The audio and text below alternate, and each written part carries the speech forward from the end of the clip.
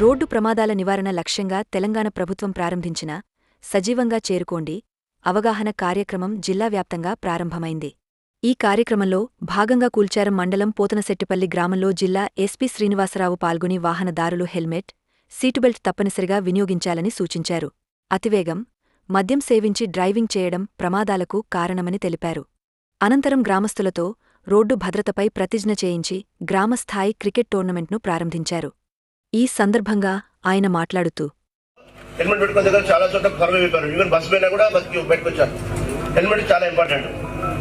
So helmet మీకు అనిపిస్తుంది, నేను కూడా చనిపోయేది, బండి నడిపేది. ఒకప్పుడు నేను కూడా అప్పుడు జాబ్ రాకముందు వేరే పని చేసి లెక్చరర్ చేసేది. అప్పుడు నేను రోజు పెట్టుకునేది. ఎటువంటి హెల్మెట్ ఎట్టుండదు అంటే కొన్ని రోజులు అలవాటైతే తర్వాత పెట్టుకోకుండా మీకు ఎట్లా అనిపిస్తుంది, పెట్టుకోవాలనిపిస్తుంది. దానివల్ల లాభంగానే హెల్మెట్ పెట్టుకుంటే చలి ఉంది అనుకోండి, చలి కొట్టదు. ఒక్కదా చలి కాదు, మార్నింగ్ పోయినా కూడా చలి రాదు. నెక్స్ట్ కళ్ళల్లో పురుగులు పడుతుంటాయి, అవి కూడా పడవు. అది సేఫ్టీ ఉంటుంది, చాలా సేఫ్ ఉంటుంది. చూడండి ఒకసారి పెట్టుకోండి, అర్థమవుతుంది. హెల్మెట్ పెట్టుకోవడం చాలా ఇంపార్టెంట్. దానివల్ల చాలా వరకు సర్వే అవుతాం. యాక్సిడెంట్ అయినా కూడా చిన్న చిన్న గాలితో బయటపడతాం. కాబట్టి అది చూసుకోండి. ఇంకో డ్రంక్ అంటే పెట్టుకోవాలి చేయొద్దు. డ్రంక్ చేసి డ్రైవ్ చేయొద్దు. డ్రంక్ చేసి వెళ్తే అర్థం కాదు, మీకు ఎట్లా పోతారో ఎటు పోతారో అర్థం కాదు, ఏమొస్తున్నాయో కూడా గుర్తించలేదు.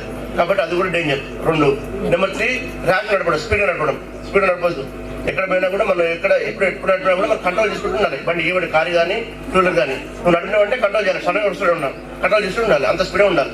అంతేకాని మన చేతులు లేనట్టు స్పీడ్ ఉంటే అది ఇబ్బంది అవుతుంది.